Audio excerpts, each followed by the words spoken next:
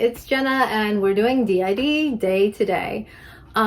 So this is my hard time of year. A lot of the trauma I went through is directly related to the holidays, tied to it, to the songs, the ornamentation. So I have a lot of triggers with holidays.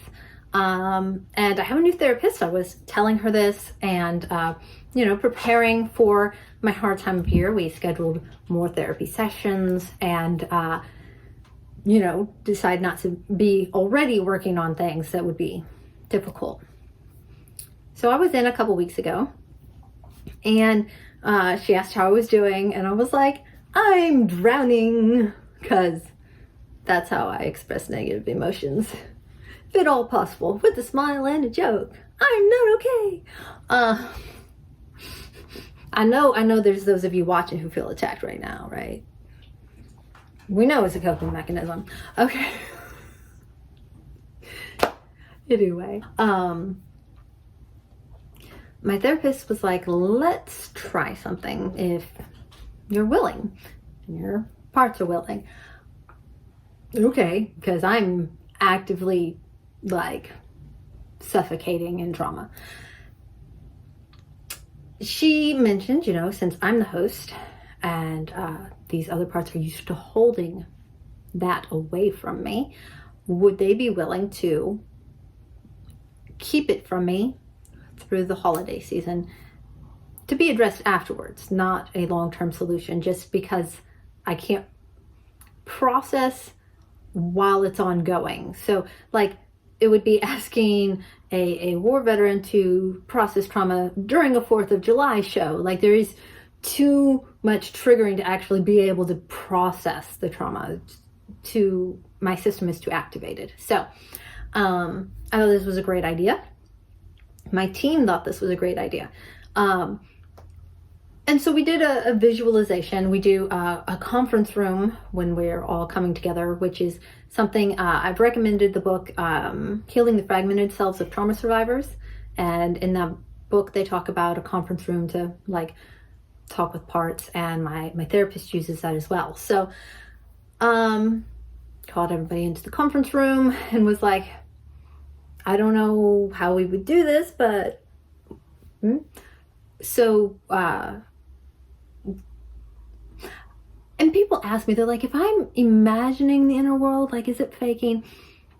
There's a participation with imagination in the inner world. Sometimes things happen completely surprisingly and out of your control, because the inner world is also tapping into the subconscious, and it is what it is. But we all grabbed hands, and how much of that was directed by me and how much is directed by the ulcers or the subconscious, I don't know. But we all grabbed hands, and the others were actively drawing back the things that they can hold. And in our conference room, we have a viewing, so people can view what's going on in the front in a computer screen kind of dealy. And when we're accessing memories that we don't actively hold, we're like, hey, let me check the files. Well, I never thought about that wording personally. I don't know if somebody else in the system has, or it was set up, or if it was just how our subconscious presented it. But the next thing I know, I see JA typing a password locked file onto the screen. And she's like, okay, so me and these guys can access this.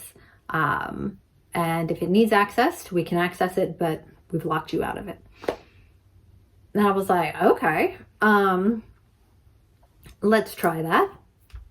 So I leave therapy, and I still actively can recall the traumatic ongoings, but it's like recalling a story that somebody told you of something horrific.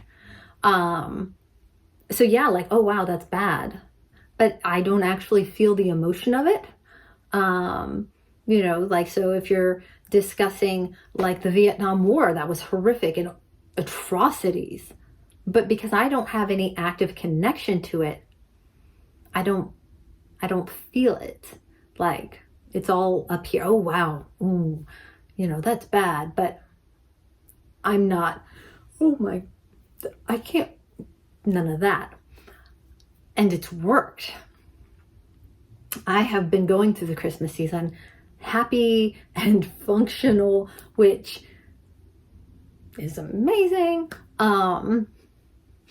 There is, however, a flip side to this. I've been having nightmares. Like, so during the day, it's great. And at night, bad dreams and nightmares.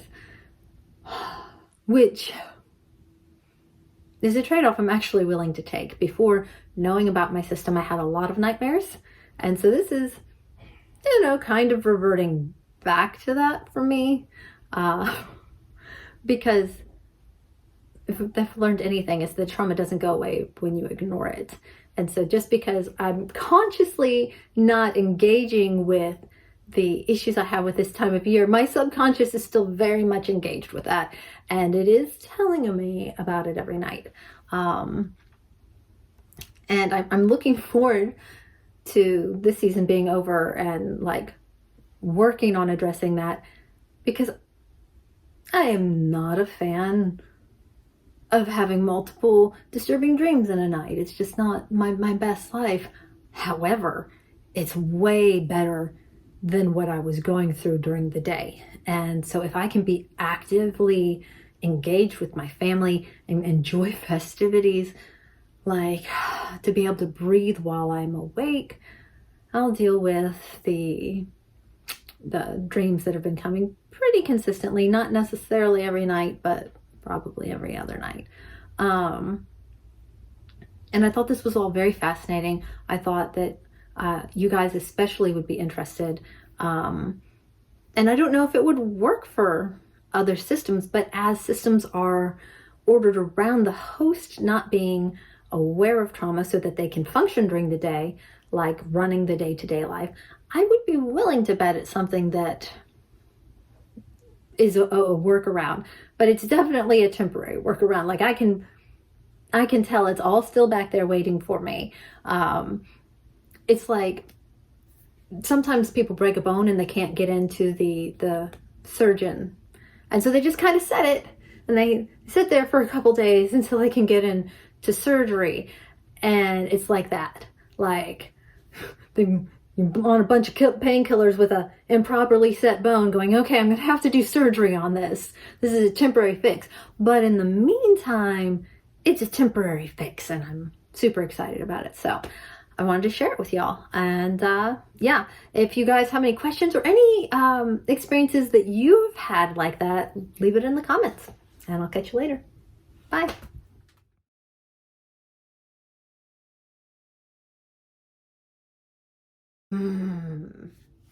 Darn you, dog. 49 seconds. Stop it! No! Hey! No! Goofballs. I gotta lock you in so you're not out there boofing in the background.